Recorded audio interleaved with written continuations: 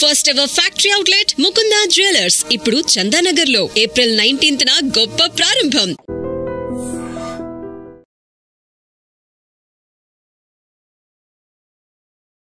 Welcome to iDream media. So alcohol అసలు మంచిది కాదు ఆరోగ్యానికి, అదే మెన్ అయినా ఉమెన్ అయినా. అయితే ఈ మధ్యకాలంలో విమెన్ కూడా ఎక్కువగా ఆల్కహాల్ తీసుకుంటూ ఉన్నారు. అంటే అసలు ఆరోగ్యపరంగా ఎలాంటి ఇష్యూస్ వస్తాయి, ఫెర్టిలిటీ మీద ఏది ప్రభావం చూపిస్తుందా, వివరాలు తెలుసుకుందాం. ఈరోజు మనతో పాటు ఉన్నారు ప్రముఖ గైనకాలజిస్ట్ డాక్టర్ సాహిత్య బొమ్మిడి గారు from rainbow hospitals, Nanakramguda. Doctor గారు నమస్తే. నమస్తే అండి. డాక్టర్ గారు, ఆల్కహాల్ అసలు తీసుకోకూడదు, అది ఎవరైనా సరే ఆరోగ్యానికి మంచిది కాదు. ఈ మధ్యకాలంలో ఉమెన్ కూడా ఆల్కహాల్ ఎక్కువగా తీసుకుంటూ ఉన్నారు. అంటే ఏం చూస్తున్నారు, ఎలాంటి ఇష్యూస్ చూస్తున్నారు మీ దగ్గరికి పేషెంట్స్ వచ్చినప్పుడు అలాంటి వాళ్ళు? సో ఆల్కహాల్ అన్న విషయానికి వస్తే అది మెన్కి ఎంతైతే హార్మ్ చేస్తుందో విమెన్కి అంతకన్నా ఎక్కువగా హార్మ్ చేస్తుందండి. ఎందుకంటే ముఖ్యంగా ఏంటి అంటే మన మెటబాలిజం అంటే బాడీ మెటబాలిజం అనేది మెన్లో కానీ విమెన్లో కానీ కొంచెం డిఫరెంట్గా ఉంటుంది. సో యూజువల్గా కొన్ని ఎంజైమ్స్ ఏవైతే ఉంటాయో అంటే ఆల్కహాల్ని ఏదైతే డిగ్రేడ్ చేస్తుందో ఆ ఎంజైమ్స్ అనేవి కొంచెం తక్కువగా ఉంటాయి అన్నమాట విమెన్లో. సో దానివల్ల ఏమవుతుంది అంటే వాళ్ళు కొంత మోతాదులో తీసుకున్నా కూడాను విమెన్ బాడీ అనేది చాలా సెన్సిటివ్గా ఉంటుంది ఆల్కహాల్కి, అండ్ దాని వలన వచ్చే ప్రభావం అనేది చాలా ఎక్కువగా కనిపిస్తుంది అనమాట విమెన్లో. సో అందుకనే ఏంటి అంటే విమెన్లో ఇంకొంచెం ఎఫెక్ట్స్ బ్యాడ్గా రావటం, ఈవెన్ తక్కువగా అంటే ఒక లెవెల్ ఆఫ్ ఆల్కహాల్ తీసుకునే కన్నా ఇంకా తక్కువ మోతాదులో తీసుకున్నా కూడాను వీళ్ళకి అనేక రకమైన ఇబ్బందులు రావటం కానీ, హార్మోనల్ ఇష్యూస్ కానీ, హార్మోనల్ ఫ్లక్చుయేషన్స్ కానీ, లేదంటే పర్టికులర్గా మెనోపాజ్ కానీ, పర్టికులర్గా డ్యూరింగ్ ద మెన్స్ట్రుయేషన్ టైంలో కానీ ఆల్కహాల్ ఎక్కువగా సేవించడం వలన అంటే చాలా ఎక్కువగా ఈ హార్మోనల్ ఫ్లక్చుయేషన్స్ రావటం మేము ఎక్కువగా చూస్తూ ఉంటాం. దాని వలన పీరియడ్స్లో ఇబ్బందులు పడటము, మెనోపాజల్ సిమ్టమ్స్ చాలా ఎక్కువగా కనిపించటము, క్రేవింగ్స్ ఉండటము, ఇవన్నీ కూడా చాలా ఎక్కువగా చూస్తూ ఉంటాం అన్నమాట. అంటే తొందరగా రావడం కూడా జరుగుతుందా? ఎస్. కొంతమందికి ఏంటి అంటే అది లైక్ క్రానిక్ ఆల్కహాలిజం అది ఉండే వాళ్ళకి కొంచెం ఎర్లీగా మెనోపాజ్ రావటం, లేదంటే లేట్గా మెనోపాజ్ రావటం. అంటే మనకు కొన్ని స్టడీస్లో కూడా కొన్ని క్యాన్సర్స్కి దారి తీస్తుంది అన్నట్టు, అంటే ముఖ్యంగా బ్రెస్ట్ క్యాన్సర్ లాంటివి కూడా దారి తీస్తుంది అన్నట్టు ఆల్కహాల్ వలన మనం చాలా రీసెర్చర్స్ కూడా చెప్తున్నాయి. సో అంతేకాకుండా ఇవన్నీ పక్కన పెడితే ప్రెగ్నెంట్ కావాలనుకునే వాళ్ళు, ప్రెగ్నెంట్ అయిన వాళ్ళు కానీ ఆల్కహాల్ తీసుకుంటే మాత్రం ఆల్కహాల్ అనేది ఇంత మోతాదులే తీసుకోవాలి, ఇది సేఫెస్ట్ లెవెల్ అని అన్నట్టు ఉండదండి. యూజువల్గా ఏమవుతుంది అంటే ఎవరైతే ప్రెగ్నెన్సీ ప్లాన్ చేసుకుంటారో ప్రెగ్నెన్సీ వచ్చిన తర్వాత కూడాను even smallest amount of alcohol కూడాను చాలా ఎఫెక్ట్స్ ఫీటస్ మీద చూపిస్తూ ఉంటాయి అన్నమాట. సో దాన్నే మనం ఫీటల్ ఆల్కహాల్ స్పెక్ట్రమ్ డిజార్డర్ అని అంటాము. సో ముఖ్యంగా ఎవరైతే అంటే young women who are planning for pregnancy, ఎవరైతే ప్రెగ్నెన్సీ ప్లాన్ చేసుకుందామని అనుకుంటారో వాళ్ళు అట్లీస్ట్ ఒక 3 నుంచి 6 నెలల ముందు నుంచి కూడాను ఈ ఆల్కహాల్ సేవించడం అనేది ఆపేయాల్సి ఉంటుంది. చాలా మంది ఉమెన్ మనం చూస్తాము ప్రెగ్నెన్సీలో కూడా తీసుకుంటూ ఉంటారు. అప్పుడు ఎలాంటి అంటే ఇప్పుడు మీరు చెప్పినట్లుగా ఫీటస్ మీద ఇంకా ఎలాంటి ప్రభావం చూపిస్తుంది, ఎలాంటి బేబీస్ అనేది వస్తారు? సో యూజువల్గా ఏంటి అంటే ఆల్కహాల్ కొంత మోతాదులో తీసుకున్నా కూడా అంటే దానికంటూ సేఫెస్ట్ లిమిట్ అంటూ ఏది లేదండి. ఈవెన్ చిన్న అంటే ఒక 20-30 ml తీసుకున్నా కూడాను డెఫినెట్గా అది చాలా ఎఫెక్ట్ ప్రెగ్నెన్సీలో కనిపిస్తుంది. సో బేబీకి అనామలీస్ రావటము, ఫేషియల్ డిస్మార్ఫిక్ ఫీచర్స్ రావటము, ఫేషియల్ అబ్నార్మాలిటీస్ ఉండటము, అంతేకాకుండా లివర్ మీద, హార్ట్ మీద చాలా ఎక్కువగా ప్రభావం చూపించడం అనేది చూస్తూ ఉంటాం. సో వాళ్ళు ఉండే ఫేజెస్ అంటే ఆల్కహాలిజం తీసుకునే ఆడవాళ్ళల్లో వచ్చే పిల్లల్లో ముఖ్యంగా ఏంటి అంటే mental disabilities, mental abnormalities and ముఖ్యంగా ఫేషియల్ అబ్నార్మాలిటీస్ అనేది ఎక్కువగా చూస్తూ ఉంటాం అన్నమాట. అసలు ఆ టైంలో కూల్ డ్రింక్స్ కూడా తాగొద్దని చెప్తారు. అవును, ముఖ్యంగా ఏంటి అంటే ఎవరైతే ప్రెగ్నెన్సీ ప్లాన్ చేసుకుంటారో వాళ్ళు ఎటువంటి అంటే వీలైనంత మట్టుగా వాళ్ళ ఫుడ్ హ్యాబిట్స్ మార్చటము, లైఫ్ స్టైల్ మార్చటము, ఆల్కహాల్ కానీ స్మోకింగ్ కానీ అలాంటివి ఏమన్నా ఉంటే డెఫినెట్గా ముందుగానే ఆపడం వలన ప్రెగ్నెన్సీ అనేది హెల్తీగా వెళ్తుంది. ప్రెగ్నెన్సీ అదే బేబీ మీద కానీ మదర్ మీద కానీ ఎటువంటి కాంప్లికేషన్స్ లేకుండా సాఫీగా జరుగుతుంది. సో డెఫినెట్గా గా మీరు ప్రీ కన్సెప్షనల్ కౌన్సిలింగ్ కి వెళ్ళినట్టయితే ఇవన్నీ కూడా మీరు గైనకాలజిస్ట్ తో మాట్లాడినప్పుడు డెఫినెట్ గా ఎవరితో అయితే మీరు అంటే ఎవరైతే ప్రీ కన్సెప్షనల్ కౌన్సిలింగ్ కి వెళ్తారో వాళ్ళు ఆ what I have to say is ఆ కాన్వర్సేషన్ లో కూడాను ఈ అన్ని ఎలిమెంట్స్ కూడా వాళ్ళు మీకు చెప్తారనమాట డీటెయిల్డ్ గా. So it is very important అనమాట. ముందుగానే ప్రెగ్నెన్సీ ప్లాన్ చేసుకునే ఆడవాళ్ళు ముఖ్యంగా ముందుగానే అట్లీస్ట్ ఒక 3 నుంచి 6 నెలల ముందుగానే ఈ alcohol, smoking, life style modifications, exercise, డైట్లో కూడా ఆర్గానిక్ డైట్ తీసుకోవటము, ప్రాసెస్డ్ ఫుడ్ కంప్లీట్గా ఆఫ్ చేయటము, బయట ఫుడ్ అవాయిడ్ చేయటము, ఇవన్నీ కూడా చాలా ఇంపార్టెంట్ రోల్ ప్లే చేస్తుంది. మామూలుగా ఆల్కహాల్ తీసుకునే వాళ్ళైనా తీసుకోని వాళ్ళైనా కానీ ప్రెగ్నెన్సీ ప్లాన్ చేసుకోవాలంటే ముందుగానే డాక్టర్ని సంప్రదించడం అవసరమా? కౌన్సిలింగ్ తీసుకోవడం అవసరమా? చాలా చాలా ఇంపార్టెంట్ అండి. దీన్నే మనం ప్రీ కన్సెప్షనల్ కౌన్సిలింగ్ అని అంటాము.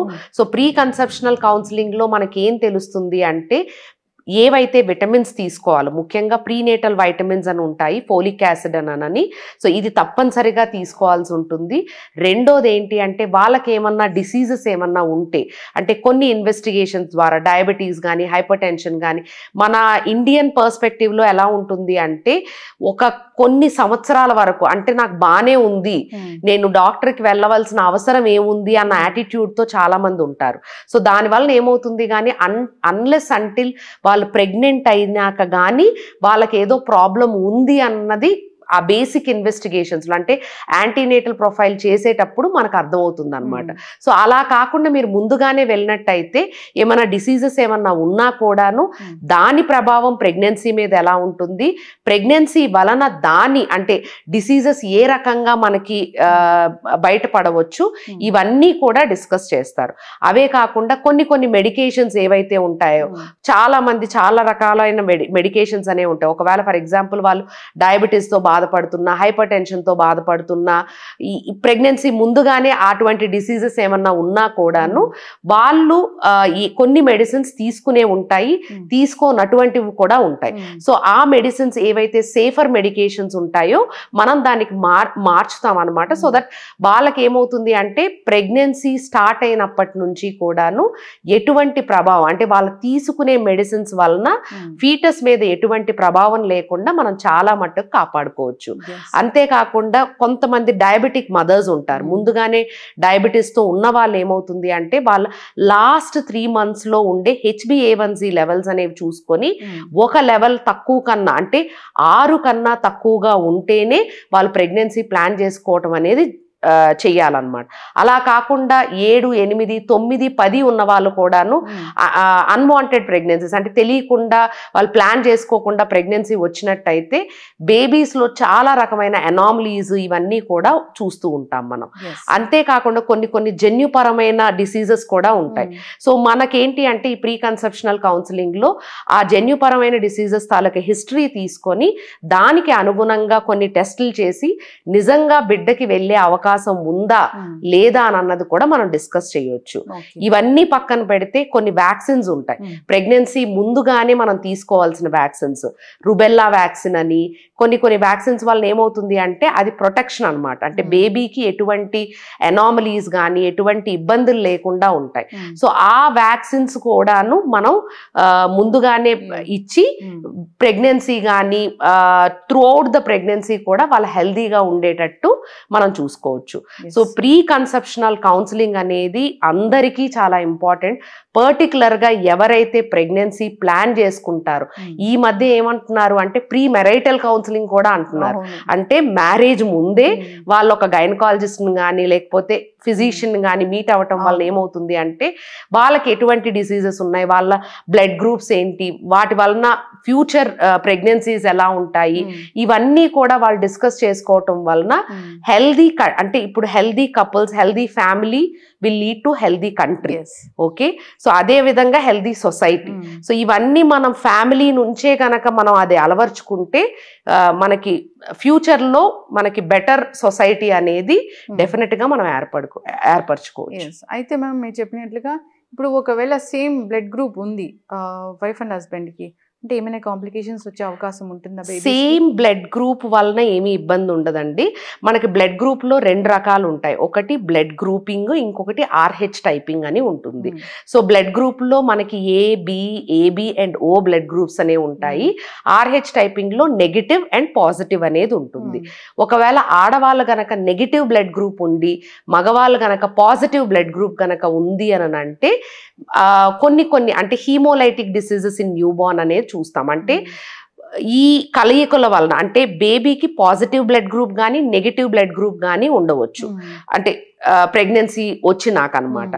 సో మనకి బేబీ బ్లడ్ గ్రూప్ తెలియదు గనక మనం ఏం చేస్తాము అంటే యాంటీబాడీస్ అంటే వేరే రకమైన బ్లడ్ గ్రూప్ గనక అంటే యూజువల్గా ఏమవుతుంది అంటే ప్రెగ్నెన్సీలో బేబీ బ్లడ్ మదర్ బ్లడ్ అనేది కలయిక అనేది జరుగుతుంది. సో బేబీ బ్లడ్ గ్రూప్ గనక పాజిటివ్ ఉండి మదర్ బ్లడ్ గ్రూప్ గనక నెగిటివ్ అయినట్టయితే యూజువల్గా ఈ పాజిటివ్ బ్లడ్ అనేది మదర్ బ్లడ్లోకి వెళ్ళి చిన్న మోతాదులోనన్నా వెళ్ళినట్టయినా కూడాను దానికి against గా మన బాడీ అంటే మదర్స్ బాడీ అనేది యాంటీబాడీస్ డెవలప్ చేస్తాయి అన్నమాట. సో మనకి రోగ నిరోధక శక్తి ఎలా అయితే ఉంటుందో మన ఫీటస్ని మనమే బయటికి పంపించే అవకాశం అనేది ఉంటుంది. ఫర్ ఎగ్జాంపుల్ అది మనం ట్రీట్ చేయకుండా ఉంటే. సో నెగిటివ్ బ్లడ్ గ్రూప్ ఉన్న వాళ్ళు తప్పనిసరిగా కూడాను యాంటీబాడీస్ ఉన్నాయా లేదా అన్నది తెలుసుకొని దానికి తగినటువంటి మెడిసిన్స్ ఇంజెక్షన్స్ అనేవి ప్రెగ్నెన్సీలోని ప్రెగ్నెన్సీ తర్వాత కూడాను ఒకవేళ బ్లడ్ గ్రూప్ కనుక పాజిటివ్ అని ధృవీకరించిన తర్వాత మనం ఈ ఇంజెక్షన్స్ అనేది ఇస్తామన్నమాట. సో దీని వలన ఏంటి ఉపయోగం అని అంటే ఫ్యూచర్లో నెక్స్ట్ ప్రెగ్నెన్సీలో ఎటువంటి కాంప్లికేషన్స్ లేకుండా మనం కాపాడుకోవచ్చు. ముఖ్యంగా ఏమవుతుంది అంటే ఈ నెగిటివ్ పాజిటివ్ బ్లడ్ గ్రూప్ వలన బేబీకి ఎనీమియా రావటము, నీరు చేరటము, ఎడీమా అంటే స్కాల్ప్ ఎడీమా, బాడీ తాలూకా నీరు చేరటం వలన ఏమవుతుంది అంటే బిడ్డ చాలా మందంగా పెరిగి ఇంకా ఇబ్బందులు అంటే సడన్ గా బేబీకి ఏమన్నా ఇష్యూస్ రావటం, ఇవన్నీ ఎర్లీగా టెర్మినేట్ చేయటం, ఇవన్నీ చాలా ఇష్యూస్ ఉంటాయి అన్నమాట. సో డెఫినెట్ గా మదర్ బ్లడ్ గ్రూప్ కనుక నెగిటివ్ ఉండి హస్బెండ్ బ్లడ్ గ్రూప్ కనుక పాజిటివ్ ఉంటే మీరు గైనకాలజిస్ట్ని ఇమీడియట్ గా సంప్రదించడం వలన యాంటీనేటల్ పీరియడ్ లోనే కొన్ని ఇన్వెస్టిగేషన్స్ అవి చేసి మీకు తగినటువంటి ఇంజెక్షన్స్ అది ఇచ్చి ఫ్యూచర్లో నెక్స్ట్ ప్రెగ్నెన్సీలో ఎటువంటి కాంప్లికేషన్స్ లేకుండా చూసుకుంటాం. ఎస్, ఖచ్చితంగా మ్యామ్, చాలా చక్కగా చెప్పారు. Pre marital counselling. So counselling అంటే ఇప్పుడు ఫ్యామిలీ కౌన్సిలర్స్ దగ్గరికి అట్లా వెళ్ళడం కాదు, డాక్టర్స్ దగ్గరికి వెళ్ళాలి హెల్త్ చెకప్స్ కోసము. ఒకవేళ ఎలాంటి కండిషన్స్ ఉంటే వీళ్ళిద్దరికి పెళ్లి వద్దు అని చెప్పే అవకాశం ఉంటుంది? టు బి ఫ్రాంక్లీ స్పీకింగ్ అంటే పెళ్లి వద్దు అని చెప్పే అవకాశం మాకు ఉండదు డెఫినెట్ గా. బట్ ఏమవుతుంది అంటే when you are selecting a partner, ముఖ్యంగా అంటే పార్ట్నర్ని సెలెక్ట్ చేసుకోవాలి అంటే ఇందులో ఇమోషనల్, ఫిజికల్, మెంటల్ వెల్బీయింగ్ కూడా చాలా ఉంటుంది. అవన్నీ కూడా కలవటం ఒక ఎత్తు అయితే హెల్త్ పరంగా కూడా కలవటం అనేది చాలా ఇంపార్టెంట్. అంటే హెల్దీగా కప్పులు ఉండటం అనేది చాలా చాలా ఇంపార్టెంట్.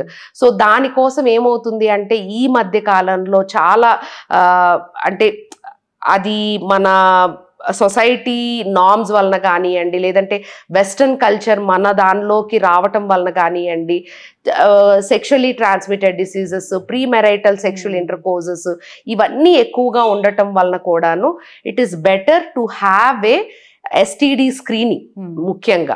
సో ఎస్టీడీ స్క్రీనింగ్ లాంటిది చేసుకోవటము. రెండోది ఏంటి అంటే ఏమన్నా ఎటువంటి బ్లడ్ గ్రూప్స్ నేను చెప్పినట్టు ఏంటి అంటే పాజిటివా నెగిటివా బ్లడ్ గ్రూప్స్ లాంటివి చేసుకోవటము.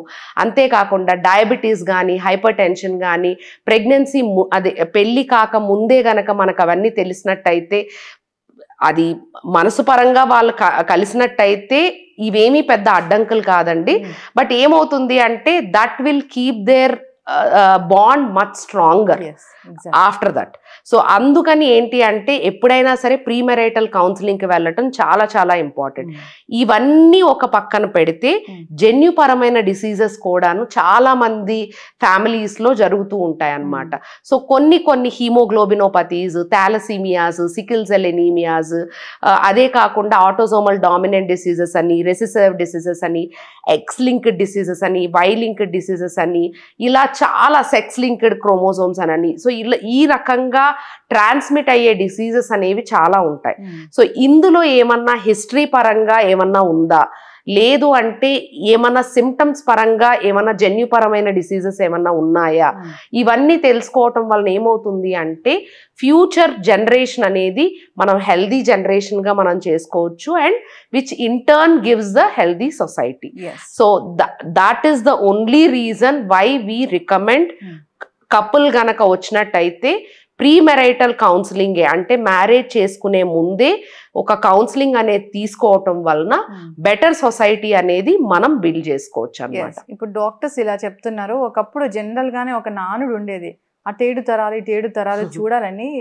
అంటే అది జనరలైజ్ చేసి ఎందుకు చెప్పారు అంటే అన్ని చూస్తారు, హెల్త్ ఇష్యూస్ ఏమైనా ఉంటాయా, జెనెటికల్ గా ఏమైనా ఉంటుందా అట్లాగా. సో ఇప్పుడు ఇది ఖచ్చితంగా అందరూ కూడా పాటించాలి అని కోరుకున్నాము. నెక్స్ట్ జనరేషన్ కానీ, నెక్స్ట్ వాళ్ళ బాండ్ స్ట్రాంగ్గా ఉండాలన్నా కానీ, ఏదైనా ఇష్యూస్ రాకుండా ఉండాలన్నా కానీ, సో ఇదైతే ఖచ్చితంగా యూజ్ అవుతుంది. చాలా చక్కటి ఇన్ఫర్మేషన్ మ్యామ్, ధన్యవాదాలు. నమస్తే అండి.